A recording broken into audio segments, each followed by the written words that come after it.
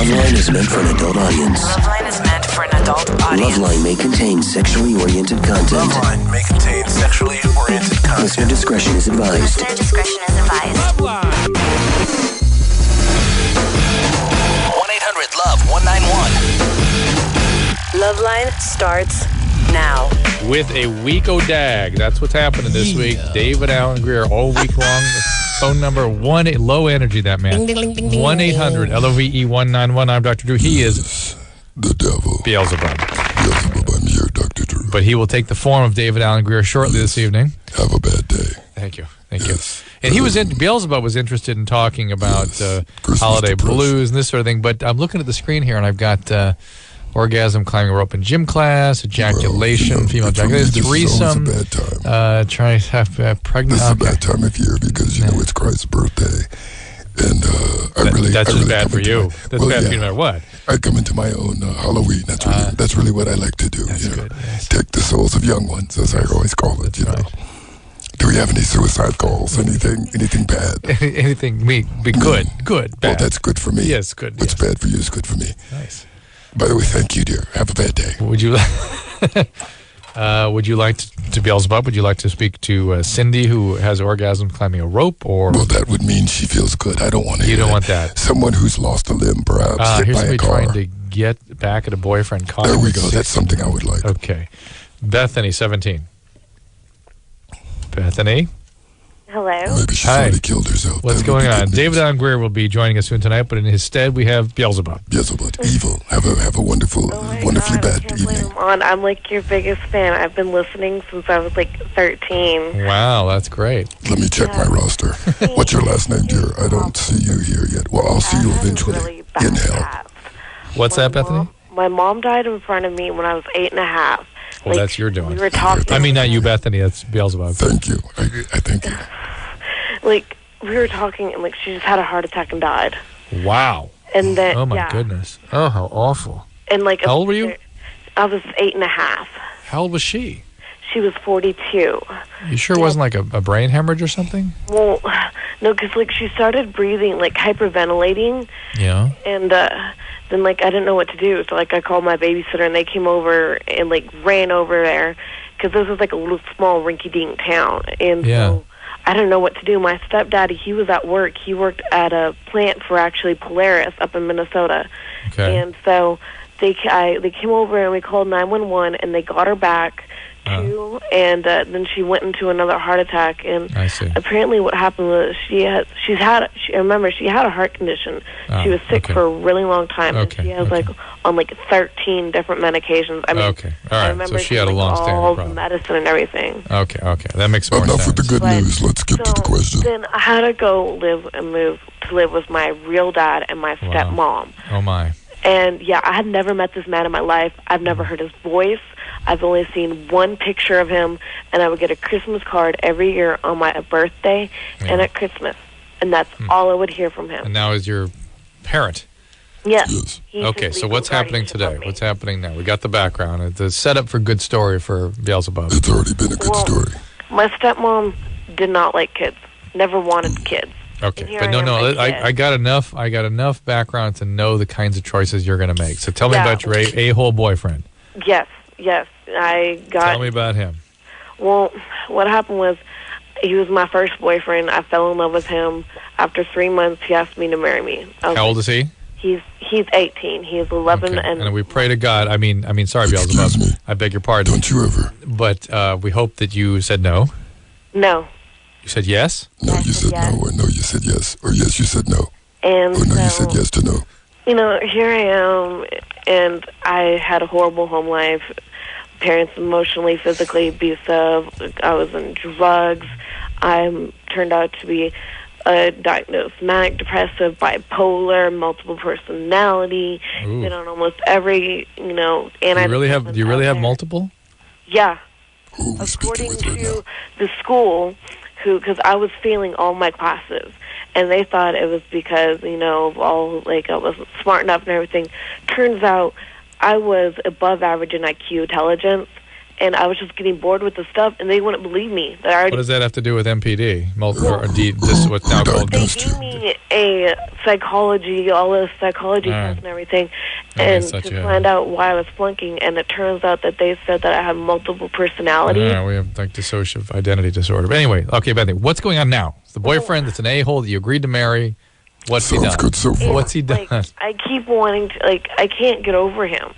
And, like, I'm, like, right now, I think I'm pregnant. I know I'm not pregnant, but I've been having, like, phantom pregnancies, and, like, I've been, like, my arm, my wrist, and my arms, like, all tore up and everything like that because I can't get over him. I want to get over him. You've been cutting? New life, but I can't. You've been cutting? Yes.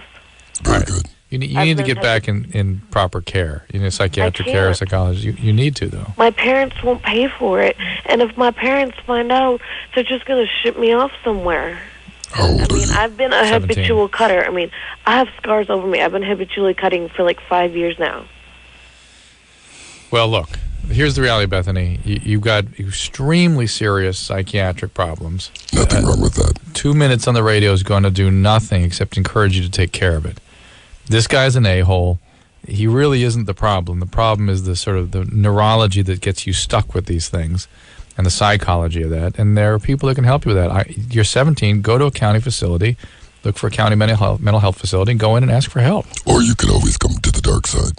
Enjoy your hearing hell. I think she visits there. I think one of her personalities visits regularly. And who is that? I mean, Not good. like, and it's really... It's Damien. Damien. Oh, Damien. No, because, like, it's really weird because, like, I don't think I have multiple personalities, but at the same time, I think I do because, like, I have been satanic. I have been Christian. See? I have been Wiccan. And whenever my parents told me I was moving from Dallas to Arkansas, I was like, oh, no, thank you. I'm not There's moving to nothing. redneck. It sounds like you're on the right path. And so I went... With the satanic rituals and the Absolutely. Santeria. Have you sacrificed a child I yet? painted my wall red, and I took black paint, and I put on there, I heart Damien, I heart 666. I want to carry Damien in my stomach. I'm a vampire. Wonderful. I have blood, and all that crazy stuff. Yes. I mean, I have actually done the satanic rituals and everything like that. You know, Did you enjoy it? it was scary. I used to see demons in my bedroom. Nothing wrong with that. Schizo medicine, I would still see like demons. Oh, stay off that medicine. Don't do that. But do that. And try to get some more help. Pay no attention to the voices in the background. Pay no attention to Dr. Drew. That is the Beelzebub. Come to the dark side. Bethany, come on. When is enough? And when are you going to get some help? Bethany, never. You've been through enough. You've talked about, you're aware how horrible your life has been. The chaos, the trauma, the deaths, the losses, the abusive people. Let's get over it. And by the way, you're a drug addict, right? What's wrong with that? Yes, you are. There's not a yes and no. There's a yes. And you're a setup for drug addiction with your history and all. So go to a 12-step program, then. That's free. Get a sponsor. 12 steps to hell. And that's your new book, isn't it? Yes, it is. It's really a pamphlet. It's a pamphlet. Yes. Written in Old English. Oh, nice. Oh, yes. That was some of my greatest work there. The Plague. You've heard of it, haven't you? Yes, I have. Yes. Well done. So, Bethany, look, get to whatever your drug of choice was, cocaine, narcotics, get to a 12-step meeting. Sounds lovely. Get a sponsor. Spend some time with other people. If you're not willing to get some professional help with the county mental health, which will treat you for free, do get some appropriate connection with 12 steps. Dr. Drew, I'd like to stay the whole show, but I've got to set off some car bombs in Kabul. Okay. I'll see you later. Good night. Bad day. Bad day. Bad night. Bad night. Bad evening. Bad. Bye-bye. Dr. Drew, I just got here. Oh, good. David Allen Grier. David Allen Grier, buddy. David Allen Grier. Who was on before? I didn't. Was someone else here? No, did you see somebody? I didn't see any. Yeah, it smells weird. It smells like death in here. Well, good vibes, though. Good vibes. I'll tolerate anybody in that seat. Oh, my gosh. Sorry I was late, But listen, I was listening on the radio. What do you think about a school They're telling somebody diagnosing someone as a multiple personality? I think that really... I'm just consider the reporting source, and I think the story. Think back to your school, Dr. Drew. She's 17 though. Okay, then 17. When we were kids, they used to do all kinds of weird stuff. Now, Yeah, but would you I don't know, would you trust your shop teacher to tell you that you were a multiple personality the guy? school, but I bet you the school didn't actually make a diagnosis. Really? I bet they referred her for help and somebody made a diagnosis. I don't know. The They school have. I mean, it's different now. You know, Yeah. I have friends who have kids in school. They recommend your kid has to be on medication. but Your they- kid is obviously. No, they do, but they don't do the. Here's what I have found: What? is that the schools know there's something wrong, but they're extremely unsophisticated about how to do the testing, how the diagnostic workups are done, and who to send people to. Right. And so they say, "Go get help, Right. but they are not themselves much help in delivering the diagnostic message or getting them to the right people necessarily. Listen, Dr. Some Drew, schools know, before some- we go any further, I want to give a big shout out to Nick Lachey. He's just won the lottery. He was married to a banging broad, Jessica Simpson. He's about to get paid. It's your lucky day, Nikki. She filed for divorce, and he gets half, no prenup. Congratulations, Nick. You are our man. LoveLine man of the night. I got to tell you, I have always thought that those two, I don't see them getting a divorce. I don't see it. Well, you know, when she gets the tab, I guarantee there will be an immediate Reconciliation. reconciliation. No, I think there's something there with those two. Well, she's dating her dad now. I think that's what's really going on. Oh, that's a problem. Yeah, That's a well, problem. you That's know, not you good. never know. You never know. That Very sounds tight like something family. that Beelzebub might set up. Well, he's gone. They just What? have me, Davey G. How- He left. He's not How do you- here. how- I'm sorry. What? How do you know he was? I don't know. Beelzebub. What are you looking at me like that for, Dr. Drew? Nothing. Next caller. Okay, here's Let's Dave. save some babies. Dave, 28. Oh, no, not the same Dave. I can't take much more compliments. I really can't. I had to take a knee last night. Dave? Yeah. Hey, what's up, buddy? Hey. Okay, I'll give you the question and then I'll tell you the story. Yeah. Question is my marriage over? Okay. Yes. The story is, me and my wife have been married 6 years, going on 7. She's always been into women.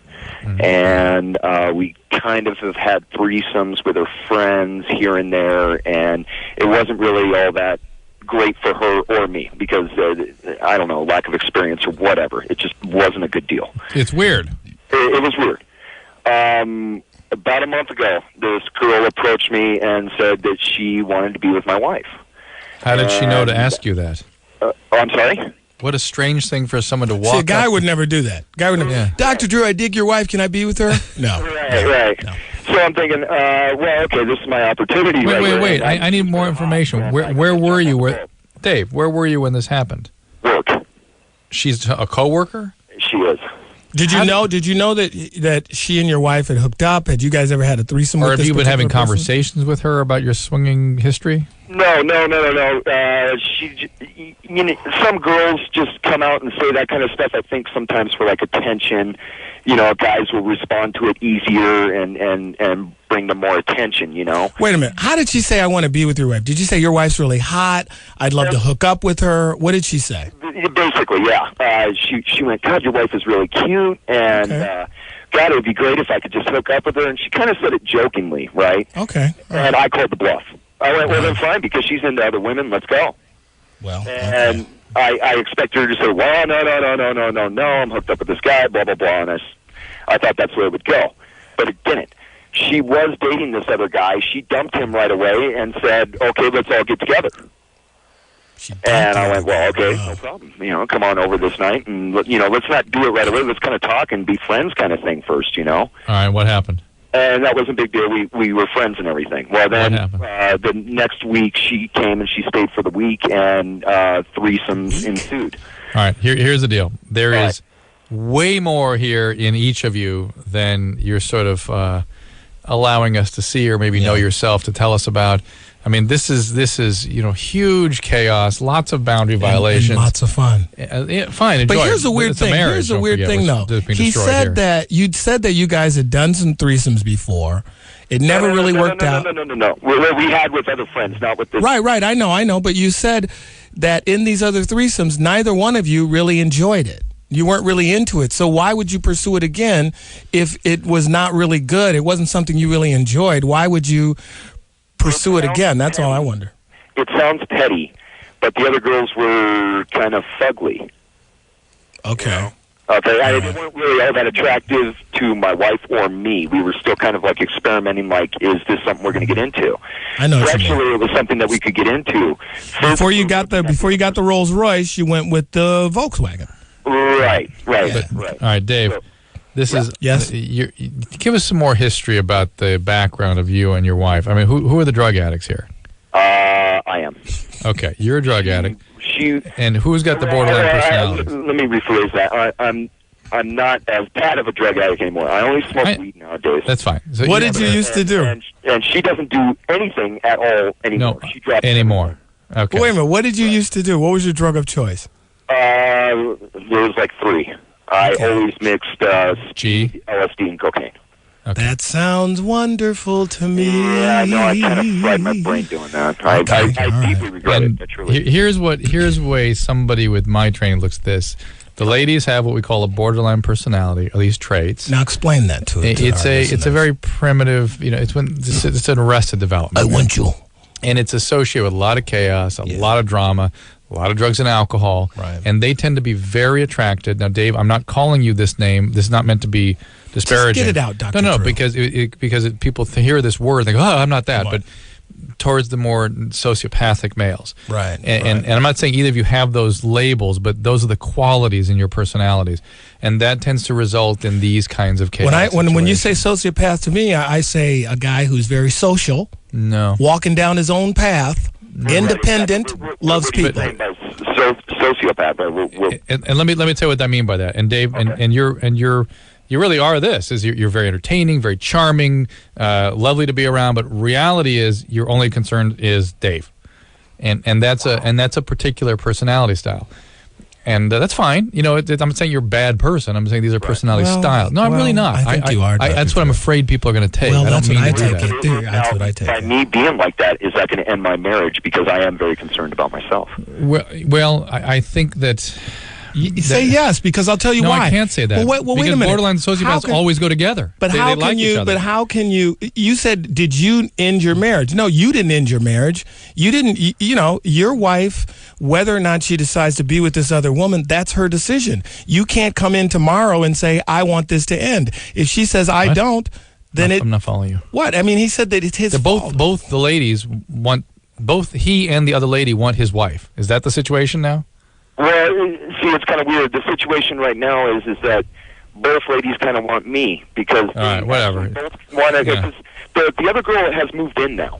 Mm-hmm. She's living with us currently, and now both of them want to have my baby.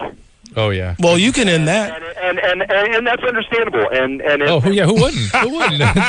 It's good times. Wait a minute. He can end it. What I'm saying is, he's saying, did he end his marriage? No, but he can end this situation. How?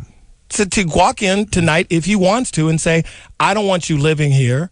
So he can tell his wife, right? He can tell his wife, I don't want to live like this anymore. I want to recommit to the marriage. Absolutely. Mm-hmm. Let's live a different way. Let's get into some treatment, and let's try and solve this huge problem that we have.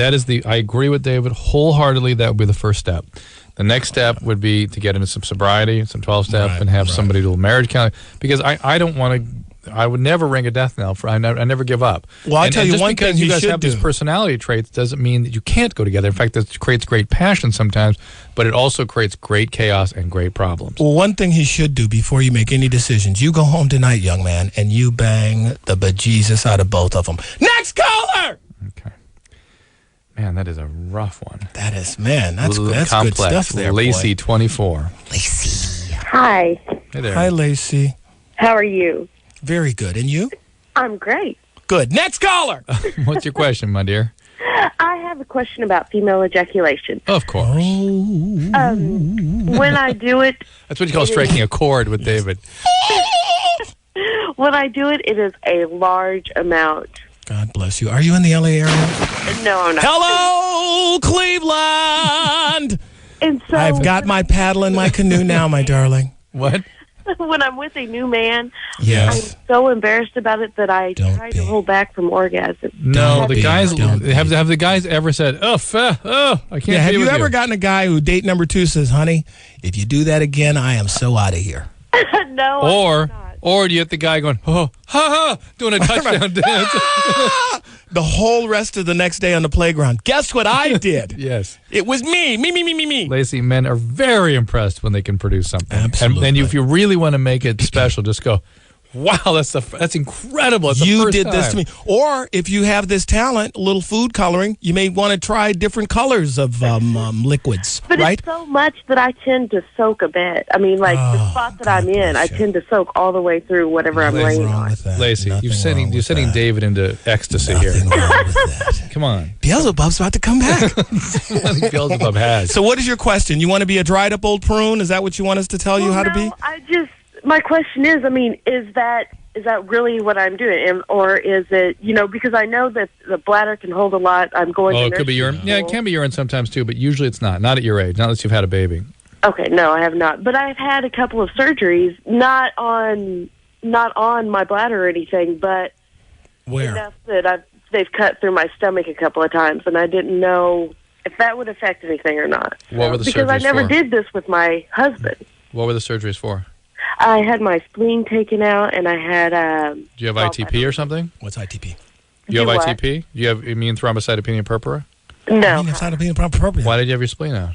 I had mono, and after I was getting better, I lifted a fireplace and tore my spleen, and it ended up causing blood to leak out and swell up the size of a football. You lifted a fireplace? Kind of, yeah. Are you a big girl? I'm sturdy. I grew up on a farm. Sturdy. You're sturdy. How much You're you weigh? milk fed, aren't you? How much do you weigh? No, I'm not real. I'm 185. Oh, sturdy. You 7-8 feet tall, are you, honey? No, I'm 5'5". Nothing wrong with that. Nothing wrong with that. I mean, Big I'm girls not need love huge. too. I'm not Come where I on. should be in weight wise either, but I'm not 300 pounds. So No. Or 400. Or 1,200 for that matter. For that matter, yeah. Okay, Lacey, this is not a problem. We deem it a non-problem, okay? You are blessed. Okay. Okay. You are blessed. Hey, David, I want to ask you, thank you, Lacey, Yes, sir. a difficult question Yes, sir. that I have Shoot noticed. away. Shoot away. And I'm really curious. Shoot away. In terms of the kind of person that seems to be attracted to the large ladies, Yeah. I've noticed it tends to be, and strikes me as Right. potentially comical, but I'm actually quite serious about it.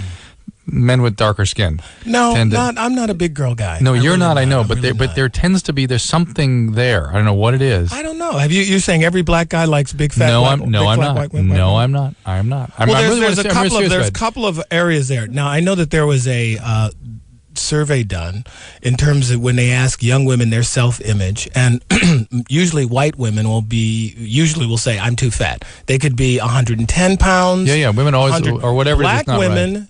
Overall majority are happy and satisfied Yes. and confident with the way That's they true. look. I've read that. Yes. Other than that, I cannot answer your question. I mean, why don't you do a field study? Then go down and look around. But I've Dr. Drew is leaning in very closely. He really wants to know. no. I've heard it. I've heard it said. I've noticed it. There's By whom? Who have you heard it said? By medical colleagues?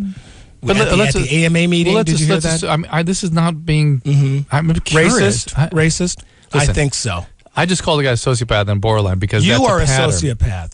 That's a pattern. You there. are insane. And Next caller! I'm just interested in patterns that people have, and I believe. I don't know. I mean, I'm not a big girl guy. My philosophy is always start small, they're going to get bigger. No, I know, You know what I mean? I know that's not your thing. But I would like an But you have anorexic, no really. sense of guys. Let's put it this way: guys that are into that, whatever their I know orientation, genetics, guys. or whatever. Right, I know guys that are into that, like that was their fetish. Meaning, I know guys who had banging girlfriends. That do that. Banging girlfriends, but the chick that they had on the side was huge. Because that's what they really liked. What and that's fun. It's great. I mean, for the ladies, it's good for the women that are big. Well, like yeah, that. but I mean, to me, at that point, that's a fetish. So And the you're women are talking just, about the women big are just sort girls of that- objects, then, right? I don't know. I just know that behind closed doors, that's really what this particular guy liked, and that was his secret. Did he have any? Was there anything about his history or anything? I didn't. I was in college. I didn't ask him all that. He just told me. He said, "I like big girls." And I was like, "Hey, I do too." He said, "No, I like big girls." I was like, "What?" He pulled out this album cover, and this chick, her ass was as big as El Segundo, and I was like, "Wow, yeah, wow." Yeah, that's really what he was and into. the guys so that are into it are Kind of like chunky. And the guys are into chunky but funky, baby. And the guys are very into it. And you're right. Just have a fetishistic quality. Well, I guess that's what it is. I mean, I don't see any ethnicity that pushes toward that. But I know that there's a new aesthetic. If you go and get King magazine, if you go and get magazines that cater to a really R&B readership, the pinup women that they have, these models have huge asses. Huge. I mean, like, it's the closest you could come to streamlining that aesthetic would be Jennifer Lopez. But when she first blew up, a lot of white chicks would go, she's fat. And everybody else, we're all going, no, that's a ghetto booty, and it's beautiful. But that's kind of slim, though, too. Yes, it's just a certain shape. Yes, right. What are you trying to tell me, Dr. Drew? No, I'm curious. I can't nobody ask this. David, please, you're my buddy. Do you like that? Do you like that? Yes, he does. I think you have a chocolate. I think you have a chocolate problem. I think you do. Let's delve into this later. It's not about you. It's not Dr. Drew's love line. No, it isn't. But I'm trying to shed some light on this thing that never. Dr. Drew, it is 10:25. There are kids out there. No break. Next caller. We have to take a break. Jennifer from Idaho. What's going on? 1-800. She's from Illinois. 1-800-LOVE 191. Dr. Drew, my headphones are not. I can't hear her. Hello, Jenny. Oh. And we'll be right back. Oh man. How do you want me to say it? LoveLine will be right back. LoveLine will be right back. Here we are on LoveLine. I think we've struck a chord here with not some with of our me, listeners. baby. Yeah.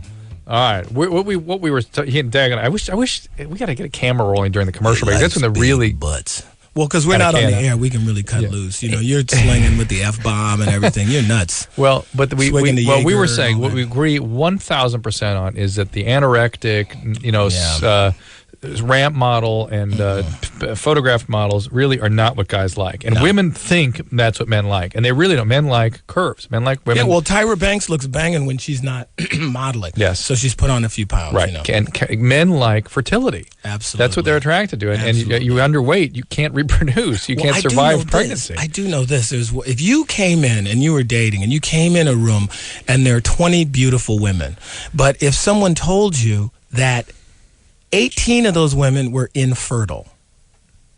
Yeah. Would that change? They could not have kids. Would that change? You know why? Because your brain would still be attracted to the symbols of fertility. Well, even though you know consciously, statistics don't bear you out. Statistics say that if a woman says, and you have a group of women, they're all just the same in terms of hotness. Yeah. And you have two women one says she's infertile, cannot bear children. The other one says she can. Men invariably are going to go to the woman who's fertile. That's primal.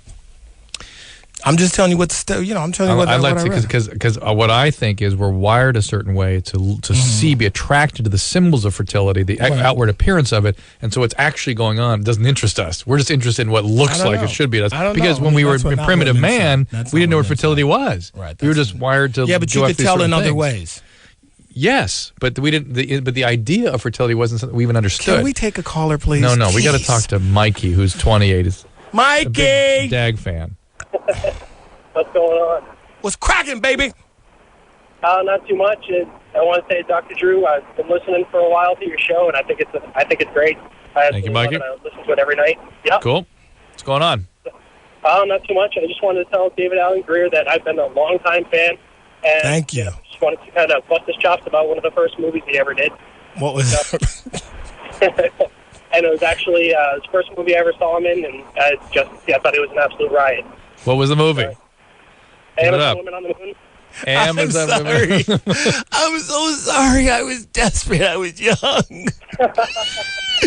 Actually, John Landis directed that. Wow. And when I auditioned for that role, O.J. Simpson auditioned. Whoa. Yeah. He was in the waiting room, and I came in there, and I took the role from O.J. Wow. Yeah, so it could have been O.J. Simpson. This is Kristen, 23. Hi. I'm calling because you're talking about the big girls. Yeah. I'm 5'10", and I'm 230.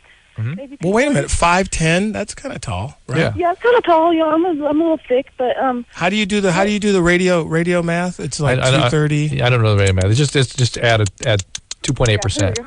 You're 252. Yeah, there we go. Okay. No, actually, I think I'm just under 250. So yeah, you got me. But basically, I never thought I looked that good. It was the darker brothers that showed me that I looked good. It was the black boys, Mexican boys. I'm dating a Mexican right now, There you told go. me he loves that I have a big butt. Now, do you believe him? Do you feel good about it? Oh yeah, because now I found out a lot of other guys. But it's not just dark people. Today at work, I had a guy come in. Maybe people with darker skin are just more expressive about it. You know what? Yeah, when I dated a porn star, all of a sudden, all these chicks came up to me that had any connection with the adult community. It was like I was ushered into a secret club. It was beautiful. It was like, I only posed for pictures. It took a long time, but, I'm just telling you, there's a whole wonderful world.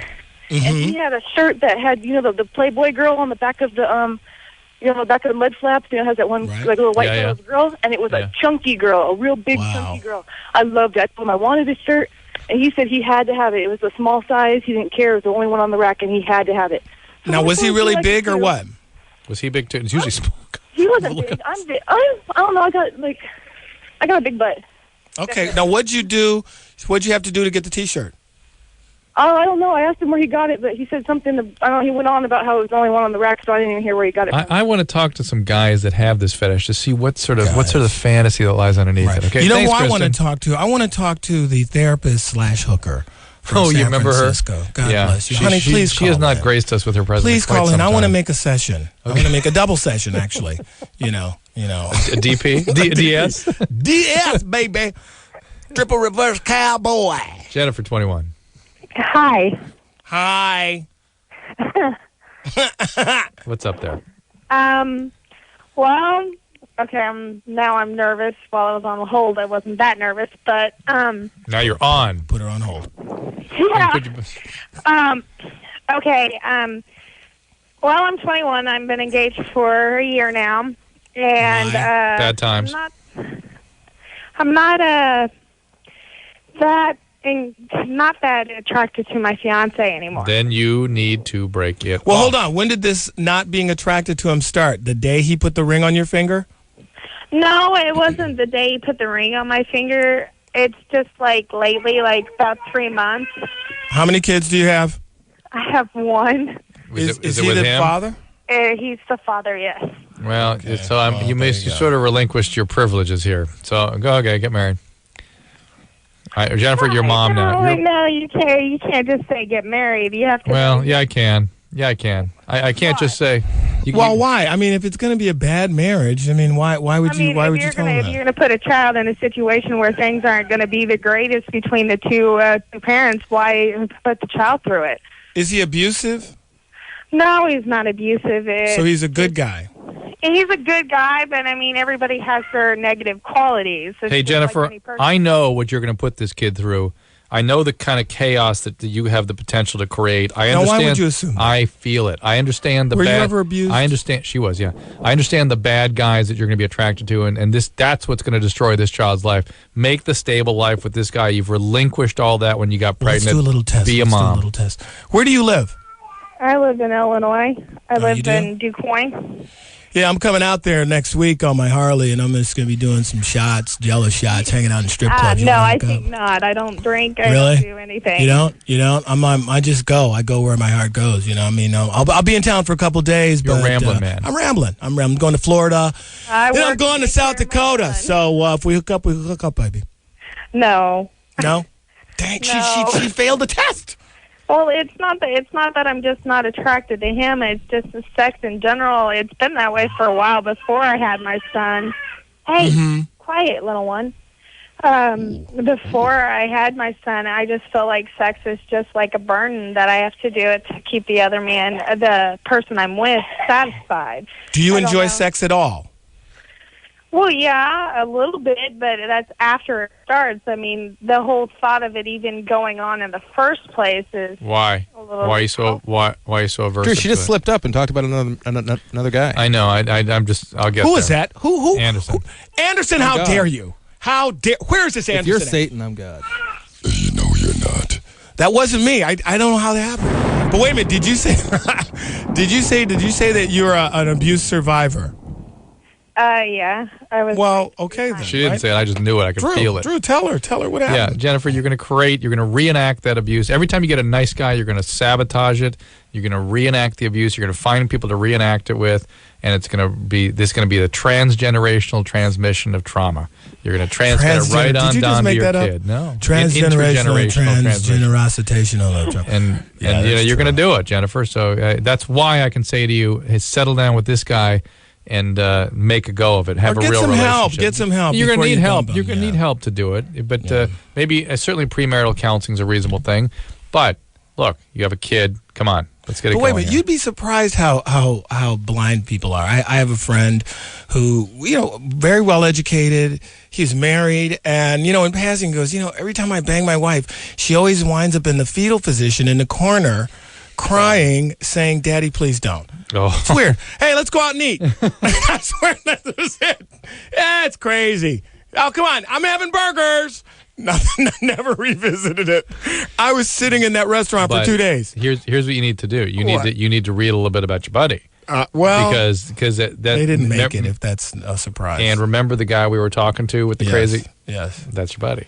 Yeah. Okay? Well, he was like he was caught in it. He was caught in it. But that's sort of the reason he doesn't really empathize or anything with it, because isn't that something? Oh, here we go. Yeah, but he did. I didn't ask him all that family history stuff. Is he in entertainment? No, well, kind of, sort of, but not really. Done. But listen, he seemed more like a guy where a lot of times people don't really present themselves the way they really are until you're way deep in it. Whirlwind courtship. This chick is kooky and nutty. She's the perfect match. Just saying. Let's get married right away. Let's not wait. Let's get married right away. 6 months down, she's crying in the corner in the fetal position. Yeah. So to his.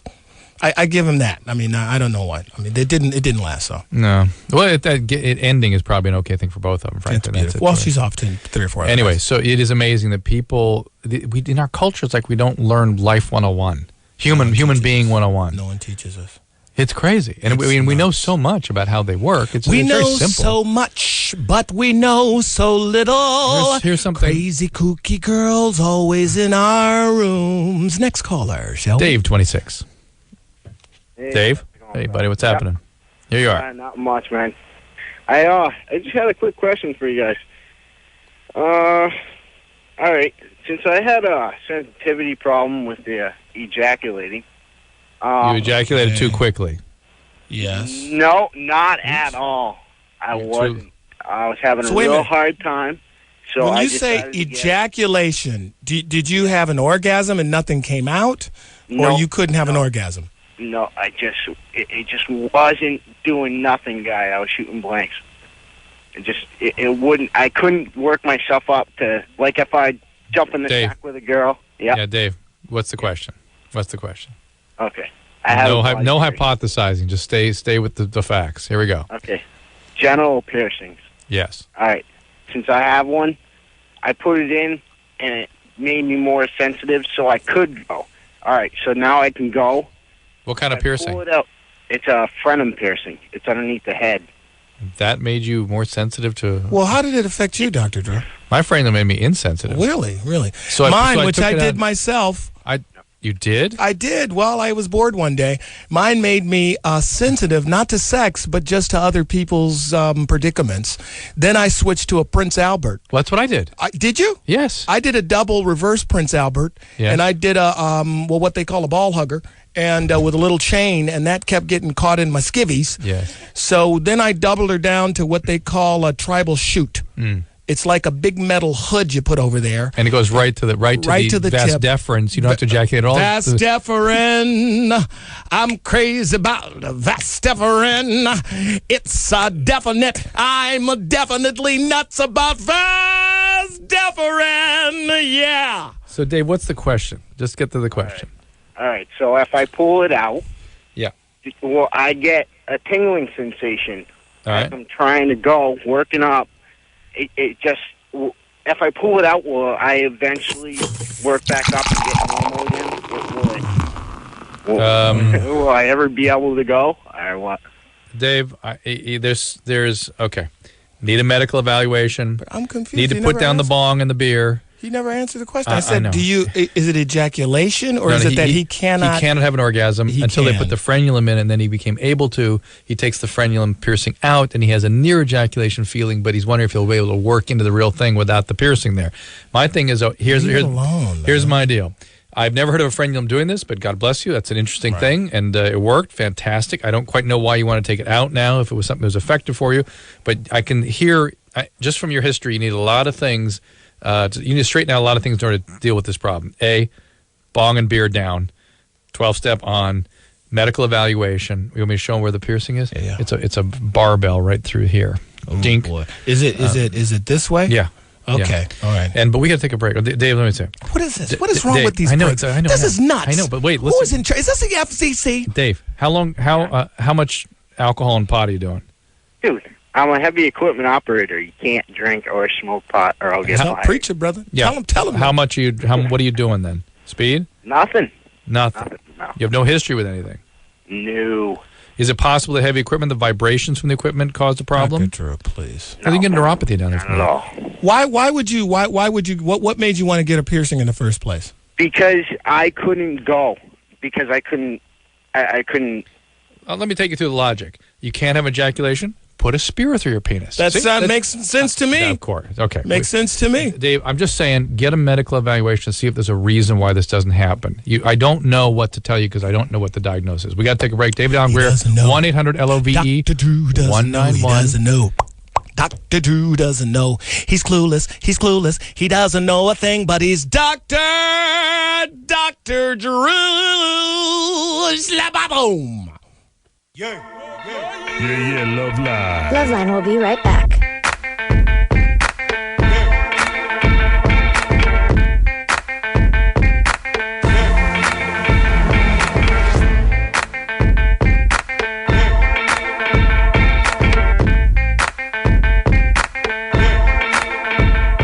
Right, it's LoveLine. I'm Dr. Drew. He is David Allen Grier. The phone number, Allen Grier. 1-800-LOVE 191. 677-7822. And we're talking to Stacy, who's 23. Stacy, what's crackalating, honey dip? Hey, guys. Hey, what's up? Hey, got a question for you, Dr. Drew. Mm-hmm. You always talk about the girls who've been, like, violently raped or molested when they were kids, and like me, who have problems with wanting violent sex, and that's me, totally. But what can I do without going to counseling? Like, what kind of chances do I have of getting over that? You have no chance of getting over it. You said without going to counseling, without seeking why do you want to get over it? Wanting someone to hit me while I have sex. Okay. But why it's working for you or it's not working for you? Right. I mean, if you meet a guy who you love him, he loves you, he's into the whole S&M, BDSM thing, everything's working, what is it that bothers you about what you desire? Okay, well, I'm getting married, and the boy that I'm going to marry. I don't believe it's right to have sex before you're married, but I did. But I haven't had sex for 3 years, and now I'm getting married. The guy I'm marrying, we used to have sex a long time ago, and I know he's not okay with it. He never has been, and so I've never had an orgasm with him. And I know he just loves me so much, he would never do that. Right. But, like, am I just going to have to go my whole life without... Well, you have to be honest is what you got to do. You got to sit him down. If you really want to be with the guy, right, Dr. Drew? You got to sit him down and say, look, this is my problem.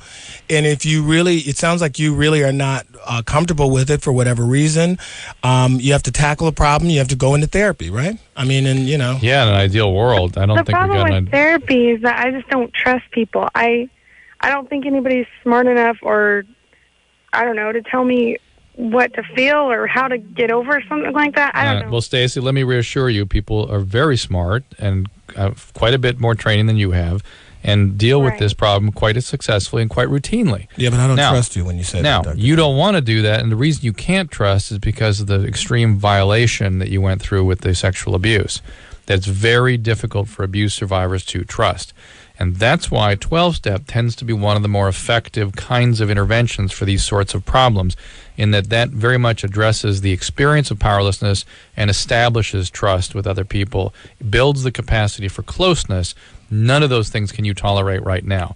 And none of those are you going to tolerate unless you get into a process that brings you along, because you're not wired that way yet, and something has to help you get through that. Hey, let me ask a question. What would happen if you sat down with your husband, you said, honey, I want you to cuff me when we have sex, and he said, honey buns, I love you so much. Yeah, let's do it. And he was totally into it, totally into punching your lights out and banging the hell out of you. Would that make you happy? It would probably give me an orgasm. But would it make whether you or not it would happy? make me happy. You're still going to have trouble in relationships. You're still not going to trust. You're still going Girls to are tend to wacky, aren't cheat. they? Yeah, Jeez. Stacey, this is it's good that you sort of have a sense that things need to change. They do. Get help with that. Whether it's The other sort thing of that you were talking about the other day was the EDMR process. I was just going to bring that up with you. What I went through was just one specific violent act of rape. I was raped violently. I mean, EMDR would be a really good What's thing for you. EMDR? Is that a new group? It's an eye movement treatment that they sort of have you watch a light, basically, while you walk through the traumas. Like it tends to help. Scientology? No, it's actually a legitimate treatment. And Stacey, you really might look into this stuff. And I'll date you, honey. I'll slam your head in the door real hard. I'll run you over with my Volkswagen. I will beat you with a wiffle ball bat. I'll bang you. I'll hit you in the head with a chair. I will do it. David, you're not my type. I thought, God. Shut down again. I'm leaving. You can talk to the devil, Dr. Drew. I give my heart to these kids and they shoot me down. No, it's hard, isn't it? I said I was going to slam her head in the door. She said no. Stacey, here's the deal, my dear. You got some insight. Stacey, why? You've got some ideas that are good. Go ahead and explore them a little bit. If you want this marriage to be healthy and survive, it sounds like a good guy. I'll hit you with dirt bombs. It sounds like this is a situation that could be really successfully treated. I'll take a bunch of pennies and put them in an empty beer can and I'll smack you in the head. How's that? Don't F it up. We're going to be right back with David and Grier on LoveLine. Still no? I'll hit you in the head with a softball. How's that? No again. I think the wiffle ball bat almost got it. The wiffle ball bat. That almost got it. Oh, what a world, Dr. Drew. What a world. Be right back. We'll be right back. LoveLine will be right back.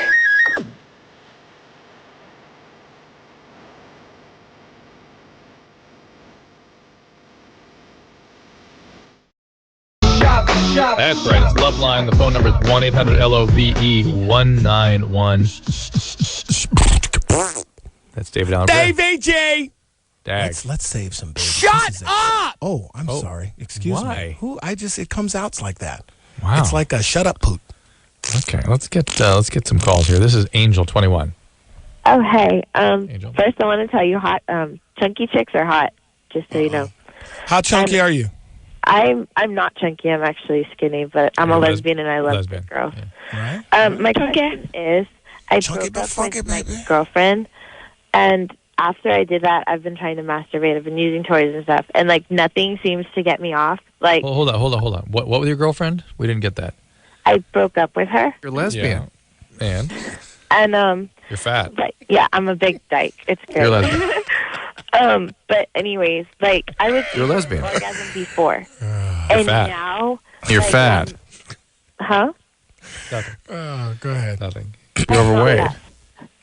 She said she's not fat. You're not a big girl. She's chunky. Oh no, the other one. The girlfriend's chunky. Go ahead. We're listening. What's You're a heroin addict. No, I don't do drugs. Okay. No, I know.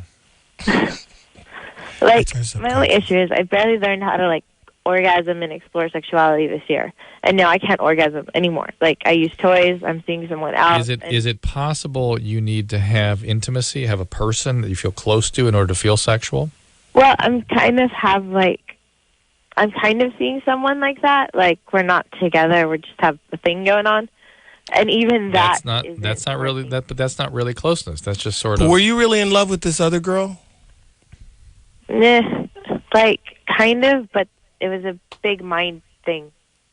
Oh, it was a big mind thing. So in retrospect, you're not in love with her. I hear you. Yeah. No, it sounds like it was. So was it a crazy relationship? Really passionate? I love you. No, I don't. I do. Yeah. Yeah. Totally. I love you. I hate you. Well, then that's what you need to get off. Well, that's what it is. Yeah. Unfortunately, you probably need that kind of chaos. Yes. Well, I went in therapy, so I don't want that anymore. Good girl. Okay. All right, this will come along when you feel comfortable in a genuine close relationship. I bet, and try to start working with the spigots and things. We use water. Yeah, I like the way the spigot. When was that term coined, Dr. Drew? Let's see. This is Manny Yoakum said that. This is the get your love button near a spigot, right near a trough or whatever, and get a crook in the hose on a garden hose, and get that spigot right on that love bump, and I'll tell you what, you will see stars. Term spigot. Spigot. But 980 BC. Doesn't that probably. sound like a derogatory term? Yes. You're a spigot. You make me sick, all you spigots. So it's not like it's overstimulated. I could orgasm again eventually. Yes, you will. I promise you will. It's not broken. It's okay? not broken, baby. Okay, thank you. Okay, bye. Bye. See, Bye. We're helping so many people. We're helping so Sarah, many 24. Hi. Hey, what's up? Hi, Sarah. Okay, I have a quick question. I'm 24. Yes. I've had one live birth, and then I also had a molar pregnancy about 3 years ago. Is that a pregnancy in a tooth? No. Okay, because you said molar. It's a mole pregnancy. It's just basically. Is it a big mole that gets bigger and bigger? It's basically just a placenta and no baby. Okay, so it's not a big, huge blackhead that pops and a little baby comes out? No. All right, then. It's a baby that doesn't quite form all the way in the womb. Right. It just leaves the placenta. That's what that is. All right. And what's But going on? anyway, for about like the last 11 months or so, I'd say, about a week or two before my period's supposed to come, like my breasts will get really large and heavy, and I'll actually start lactating. Nice. My stomach will swell, and I've been to the doctor and had like my hormones checked. Which ones? And my thyroid, I'm not sure Good, which one. Because thyroid would be the most common cause of this. Okay, 'cause they Hypothyroid. ran a thyroid test. Did they but it check a was normal. prolactin level?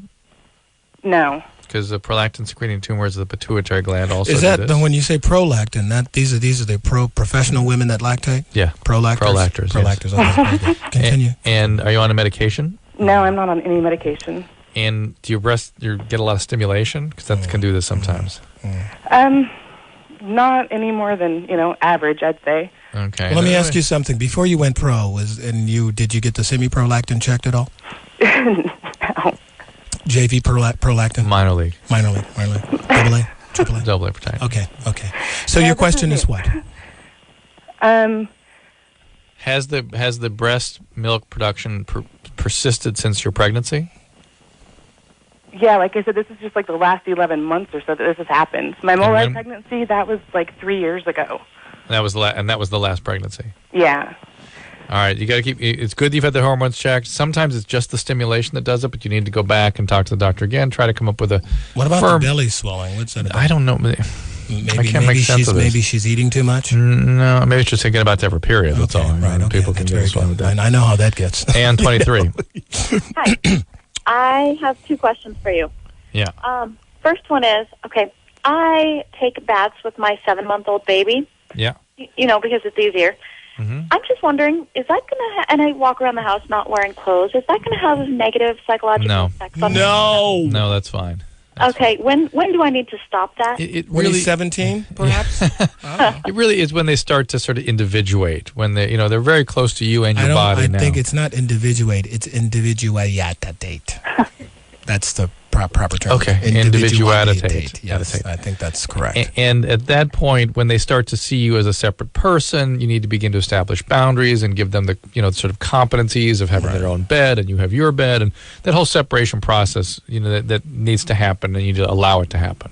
Okay. And then once it happens, you don't want to be standing in the shower with your kid necessarily. So you're saying somewhere in that 3 to 5 window. You're saying that for this sure. separation needs to happen, Mhm. and it's going to happen. Mhm. You should let it happen, because if you don't let it happen, You got a then it's going to problem. want to happen, and you haven't let it happen, then it's going to have to happen again in some other way. I want to speak to Beelzebub. Exactly. He left the building. He's I want setting to off. speak with him. Yeah, I can't stay. Thank you, I'll Beelzebub. let Beelzebub. Yes. Can you eat David Al Grier's brain? I've eaten it already. Okay, that's good. There's nothing there. Okay, good. This is Jane, who's 19. Worship the cloven hoofed prince of darkness. Jane, Yes. what's up? I got drunk on Saturday night, and I lost my virginity to a guy that I just met that night, and I am currently dating another guy, but I haven't had sex with him. What's the plan here, buddy? Okay. I don't know. That's why I'm calling you.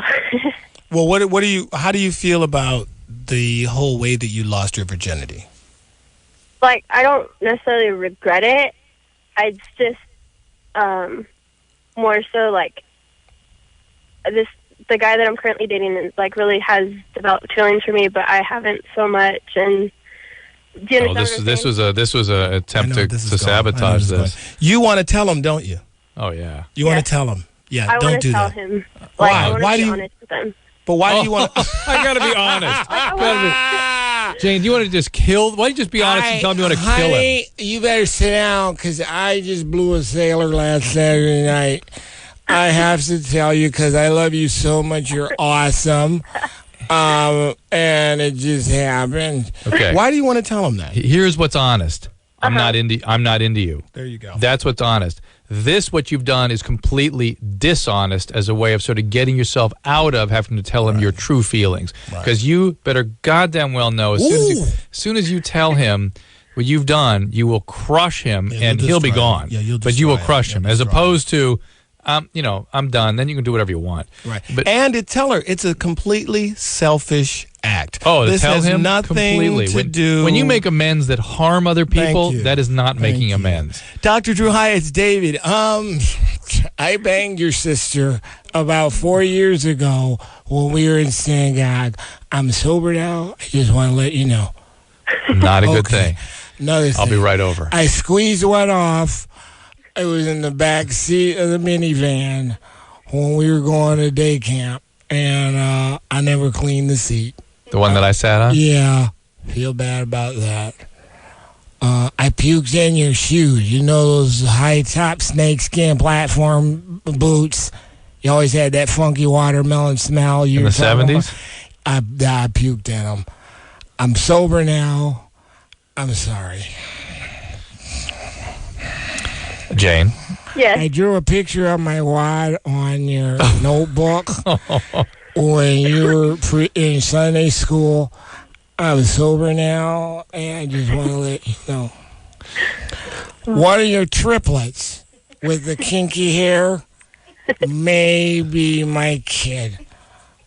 It happened about I wonder what 12 you were doing years there. ago. I wonder what you were doing there when I met you in line at the fertility clinic. Oopsie scroodles.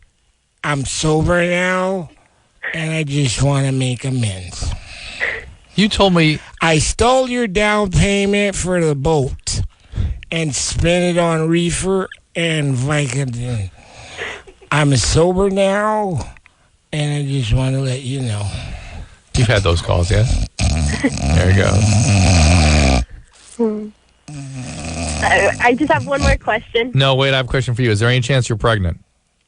No, you've used condoms, but I have to go to work tomorrow, and the thing is, I work with this guy. What guy? The guy you hooked up with? No, the guy that I've been dating. You tell him at work. You don't. Well, he doesn't know. What? I mean, why? Tell him at work. You got to talk to him at the end of work. Uh-huh. Don't put him on pins and needles. Treat him nicely. And at the end, just go, look, this isn't working for me, and that's that. That's you have do to us a favor. Call us tomorrow. Call us tomorrow and tell us how it went. All right. Are you sure? You want me to call Yeah, you of tomorrow course. and tell you how it went? Yeah, of course. So it's better than not. Don't tell him what Do happened. not tell him what you did. It'd be cruel. Okay. Hey, stay All on right. hold. We'll get your number. Yeah, stay on hold. The Andersons got you Let's covered. do a little side bet. That she tells going him? to tell him? I'm going to say she is. No, I'm going to say she is. She's going to tell him? Yeah, She's going to tell him? $5. I'm going to say, my bet is she doesn't say anything. No, I'm going to say she's going She to break calls up us with him. She calls us and doesn't get anything done. I'm going to say that she's going to tell him. All right, I'll bet. Okay. $5? Joe, Shake on it. 26. Hey, Good Drew, stuff. how's it going? Nice to talk. Good, what's happening? Excuse me, Joe. Another person here named David.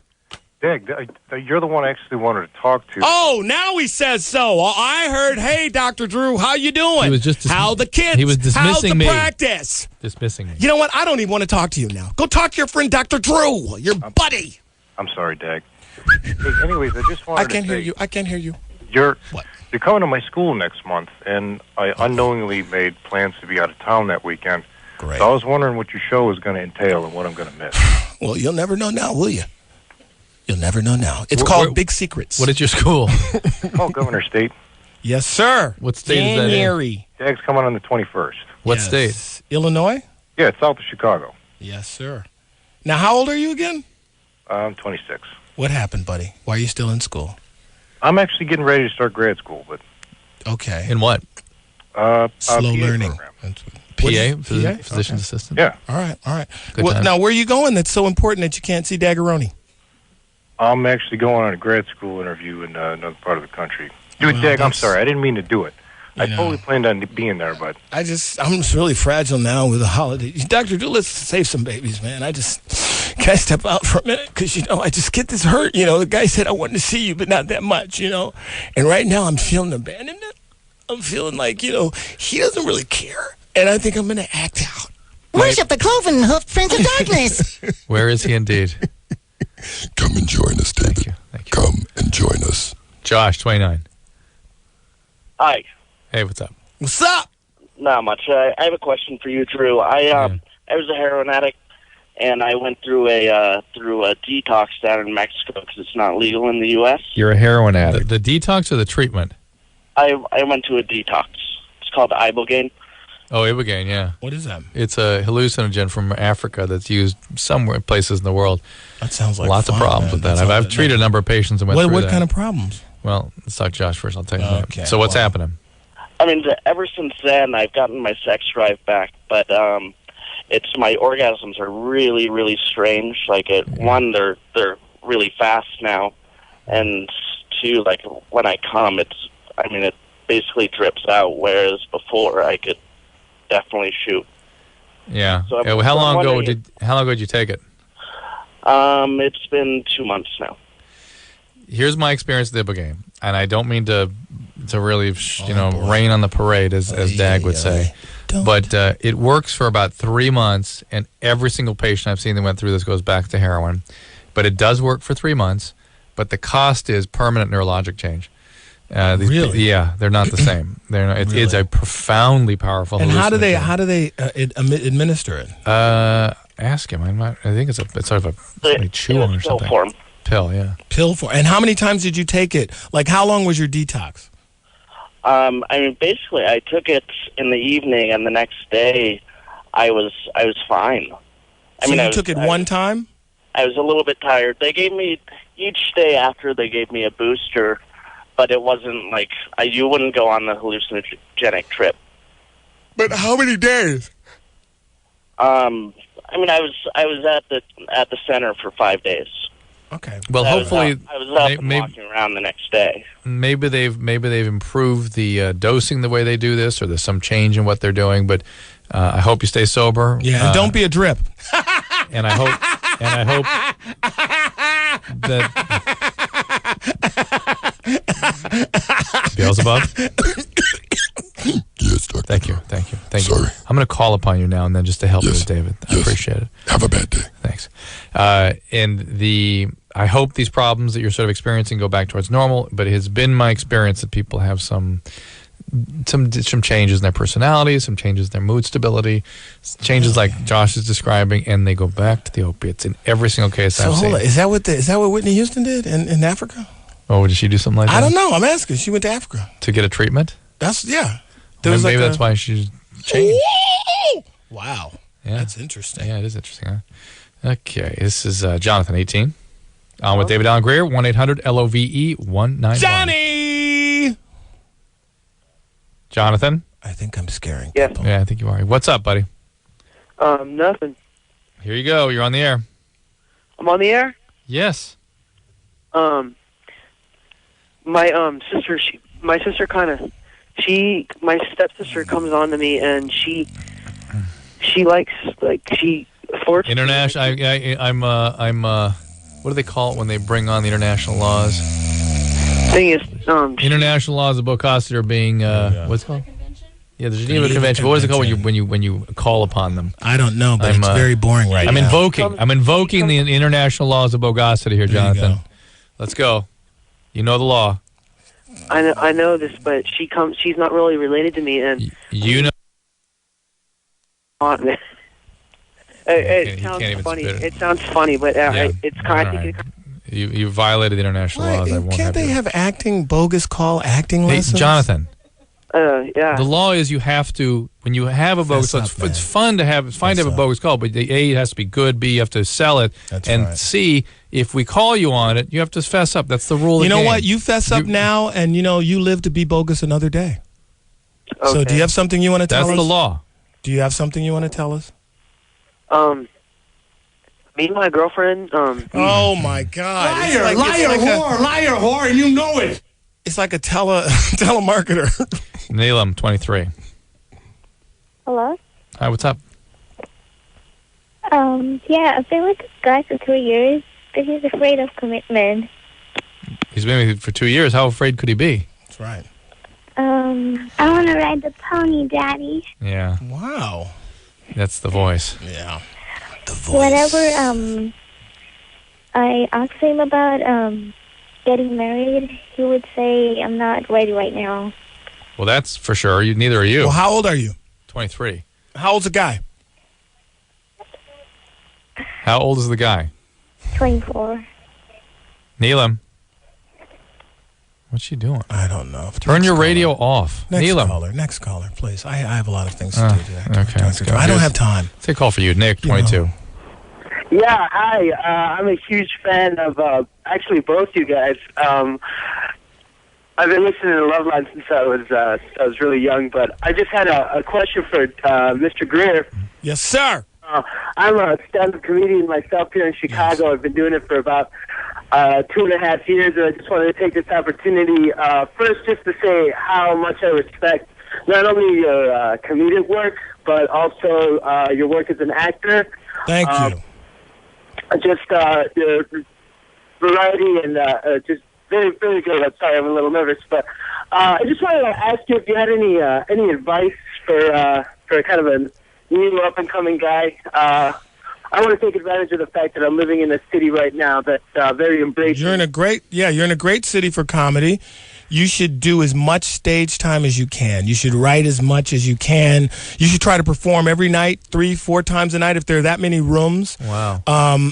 Also, try doing improv. Did you do that before you were trained at Yale? Would you? I did stand up at Yale, but then when I really started, I would go and we'd do rooms as many as you could. Sometimes 3 and 4 How old were you? spots.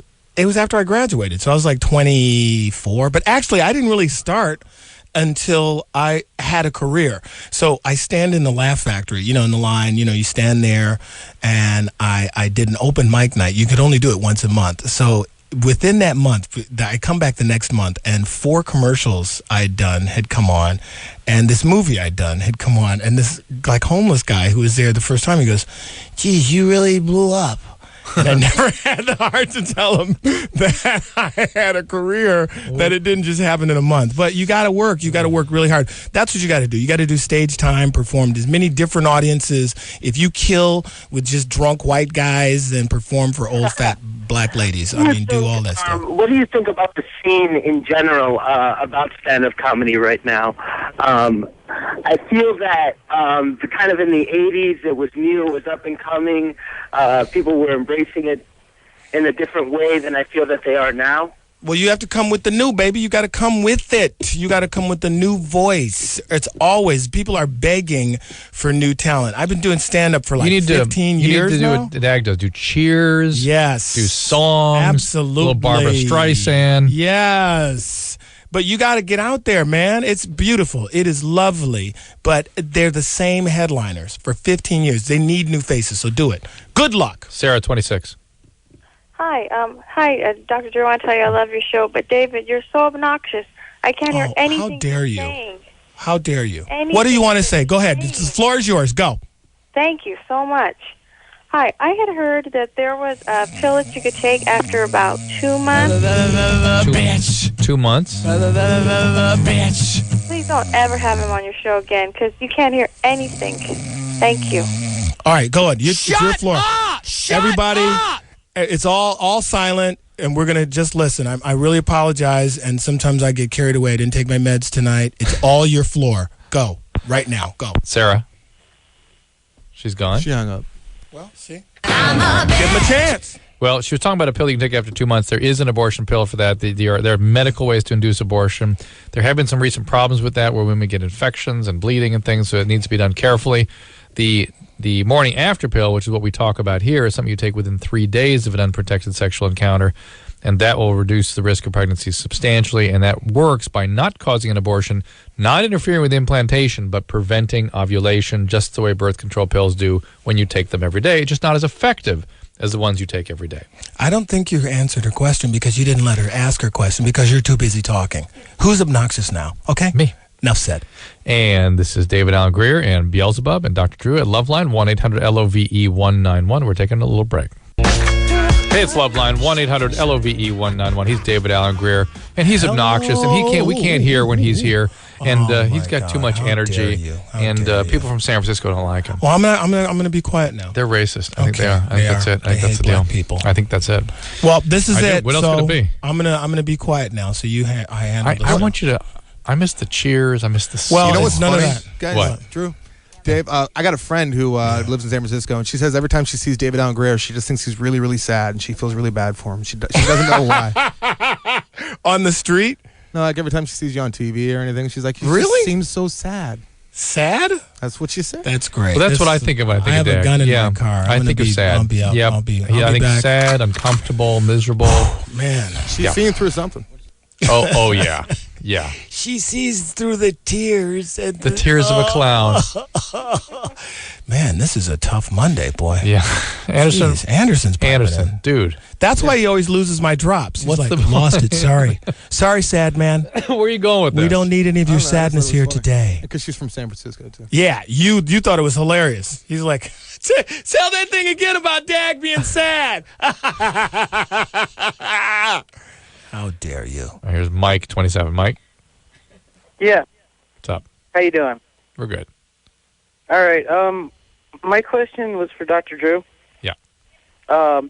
My fiance is 34. She had a tubal ligation procedure where they took I guess it's like a rubber band. They basically put it around the fallopian tube.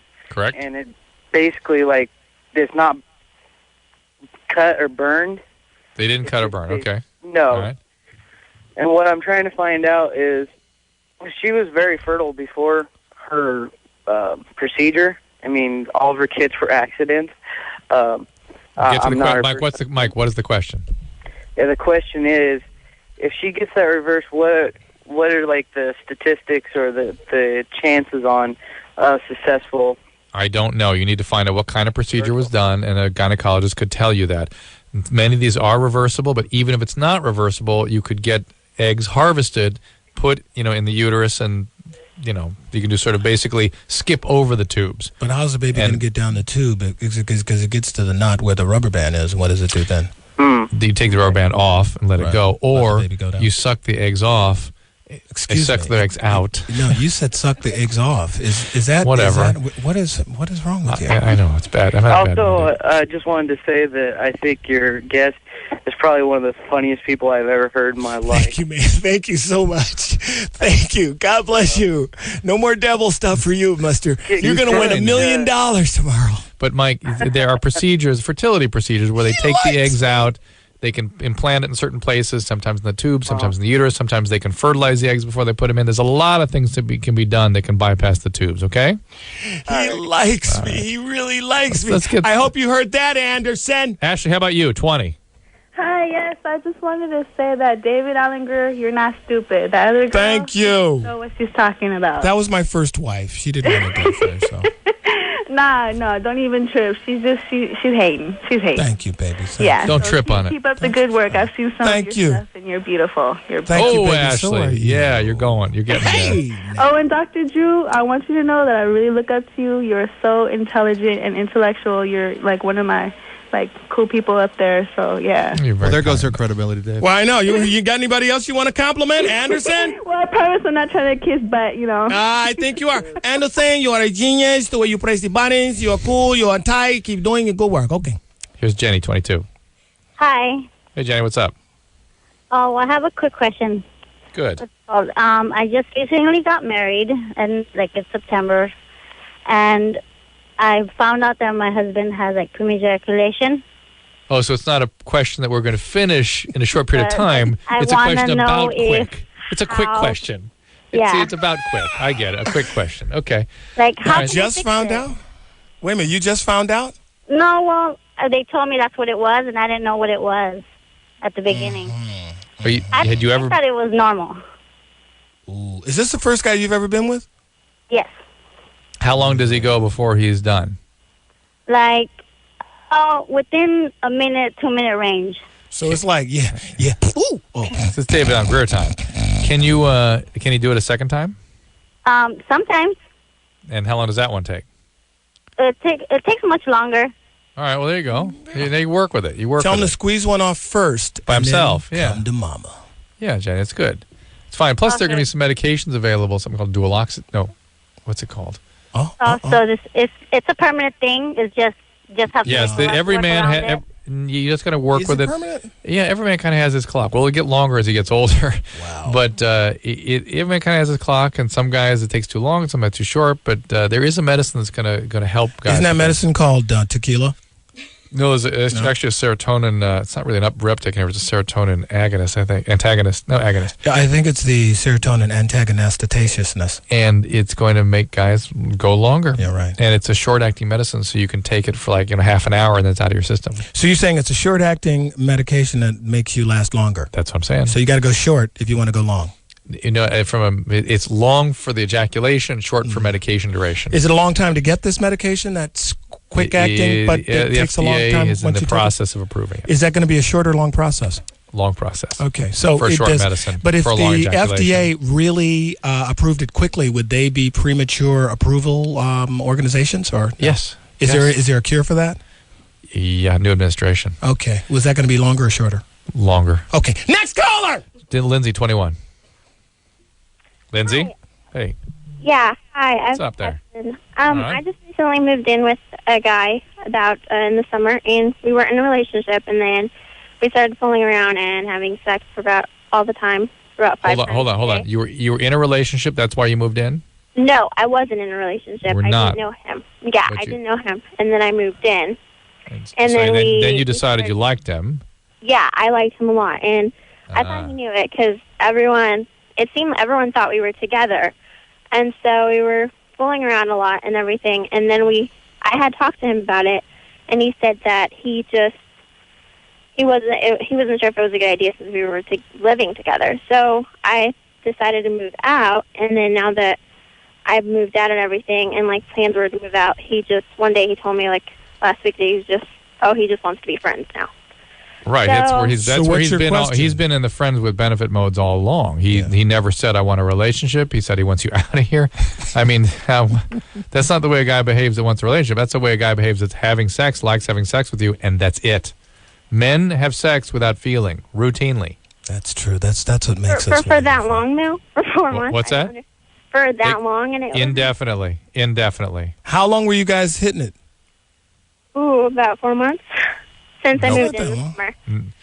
Now, the friends with benefit things, sometimes guys get sucked into that and the women don't. Sucked into that? Interesting. Yeah, I keep using that word, huh? Wow. No, I mean sucked into it, just like a vortex. Okay. Relationship vortex. Yes. The he friends had with benefit. absolutely no feeling Correct. for me. Correct. Just because he was having sex doesn't mean a damn thing. This is tough love. Did he ever tell you that he loved you and stuff? No, but he told me that he cared about me, and I wanted to move back home. Cares about you like a friend. And listen, Lindsay, if there's one lesson you learned from this, do not think that a guy having sex is experiencing anything like what you're experiencing. Unless he says that. Unless he says it. He can't think that men are capable of it, but they very often, particularly in their 20s, for the most part, are disconnected from their emotional experience when they're having sex. Oh. Okay? All right. We couldn't hear you. What was that? She said all right. I thought, I don't know. I know you thought a man's mind worked like yours does. It doesn't.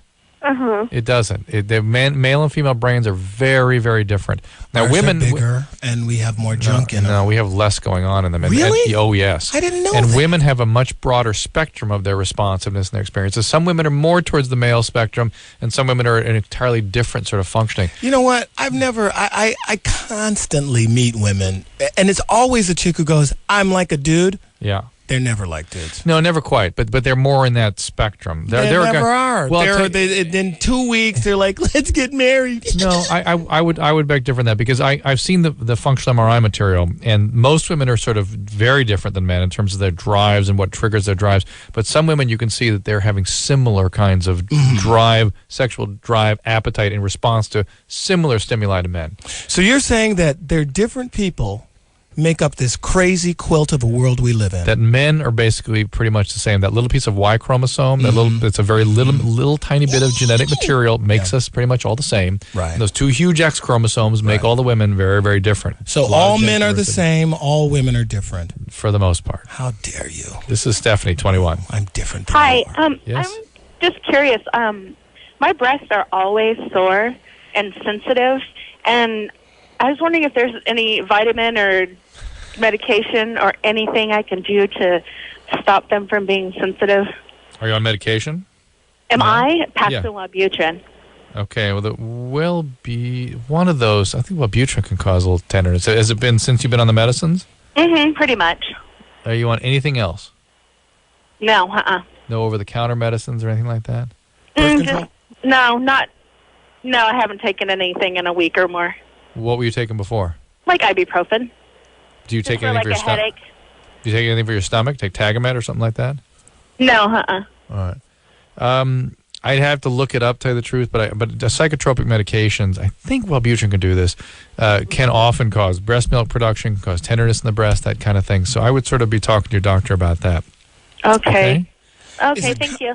Is it common to prescribe Wellbutrin if you're trying to quit smoking? Yes. Really? It works. Really? Yeah, in fact, the literature on that is pretty clear that if you use the nicotine replacement, the patches, the gums, the lozenges, all that stuff, during the first 2 weeks of abstinence, and then kick in the Zyban, you have the highest probability of success with sustained nicotine abstinence. You know, I had a girlfriend when I was in 10th grade, and she went on birth control pills, and her breasts blew up, and they got so sensitive you couldn't even blow on them. Very sensitive. That's whatever you're into, but anyway, Did Dr. Drew just tell a jokey? Someone told a jokey. If that's what you're into, hey, of course I'm into it, knucklehead. So, but yes, there are some women, interesting enough, that will have, the women always call this show, how to make my breasts bigger, or all these pills. No, birth control pills sometimes, particularly those that are more estrogenic, will cause breast growth in some women. Estrogeniatic. I think it's methinyl estradiol. Ethinyl estradiol. Let's take another caller. I just wonder if ethanyl's out on the porch. Ethinyl! Bring your way. Sit in this house.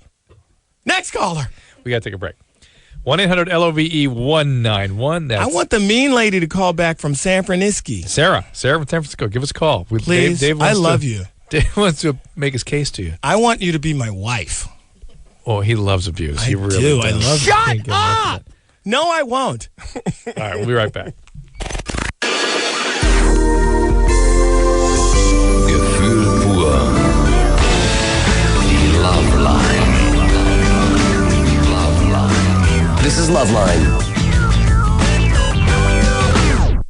That's right. It's LoveLine. He's David Allen Grier. It's Wico Dag. Hello again, my friend. I think I've fallen in love tonight, Dr. Drew. With Sarah in San Francisco? Sarah from San Francisco. Call me back. It's a love match made in heaven. Let's talk first to David, 23. There you go, David. Here we are. Is this me? This is you. All right. So, here's my question. I'm 23 years old. I have an ex-girlfriend that is 23 years old. All right. And after me, she had claimed to be a sex addict. All right. And after me, she had been with 8 people. And now me and her are talking about getting back together, and I'm not so sure about it. Why'd you break up with her? I broke up with her because the mother of my daughter, because I felt that I needed to be with the mother of my daughter. Good. All right. Reasonable impulse. What happened with that? I'm sorry, what was that? What happened with that relationship? I happen to be still very attached to the girl that I broke up with for her. Just out of curiosity. You mean this girl we're talking about now? the ex-sex Just out of curiosity, when this whole idea of her being a sex addict came up, was it after you freaked out at the fact that she'd been with 8 guys? Or did she first say, I got addicted and here's what happened? No, she had told me that she became addicted I don't see. Well, how you said she's been with 8 guys over what period of time? Like how long? Is this David? Yeah. Yeah. She had been with 8 people only after maybe 3 or 4 months.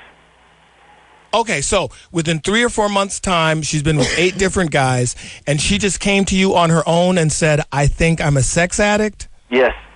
Does she have a sex? Actually, she had told her therapist because she has to go to therapy under law. Why? Of a previous felony that she had committed. What's the felony?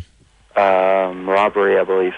No. I'm sorry. The felony was she had pills on her at the time that she had been pulled over for a traffic violation. So she's a drug addict. All right. Yeah? Drug addict, yes? Okay. Yes. Well, drug addiction, that's one check in the possible addicted category. And does she have a sexual abuse history? She doesn't. No. Oh, no. I'm sorry. Actually, she does. Her father. Number 2. So there you go. That sort of adds up to sexual addiction. So yes, I'll give you some advice, man. You know what? If a chick tells you that, run. You should believe her. Yeah. No, you should believe her. Yeah. You should believe her. And I don't care how she is behaved with you, but you should believe her. So many times in our lives, people tell us exactly what is up. They are going to do. Yeah. What they have done in the past. You're right. And you proceed ahead and go, not with me. And then 6 months I'll later. change 'em. Exactly. 6 months later. You done that? It's happened to me. It's happened to me. But it was all there. It was all there. The girl told me exactly this. And I was like, get out of here. We're talking about it. It's healthy. It's good. It won't happen again. You should believe her. There's multiple levels of denial. One is you're so attracted, you just don't even, your brain isn't like hearing things. Right. Then there is like, well, we'll get through that. Mm-hmm. And then there's, I'm going to fix this. There's many different ways that you sort of have disturbed and distorted thinking about another person. Yeah, open your mind. And when somebody tells you, like, for instance, that caller a few minutes ago who was living with the guy who was having sex with her and said, I'm not into you, need to move out of here. Right. Go ahead and listen to that. Yeah, Go ahead and listen. She didn't hear that, though. Yeah, she heard, but you love me. I love you. You must love me. You must. No. Believe it, man. Believe it. People have separate feelings from our own. David, here's what you need to do before you make David, the caller. Not you, David. But you wouldn't hurt you either. I'm going to listen to this advice too. Okay, I'm all ears. Get your A to a Al-Anon meeting and get a 12-step sponsor, work the steps yourself, and then see if you still want to go into this relationship. Do not jump in until you've done that. I'm going to do that because I think I'm addicted to you and this show. We need to break that. Well, I want to break the cycle. But you know what I'm missing, though? What is it? This isn't a request line. What is it? The benefits of codependency. You know what I mean? If you're really that into it, you need to be codependent on me and keep me pumped up and feel good and bring me things. I got to start with the emails again. Is that what you're doing? Yes. Hey, buddy.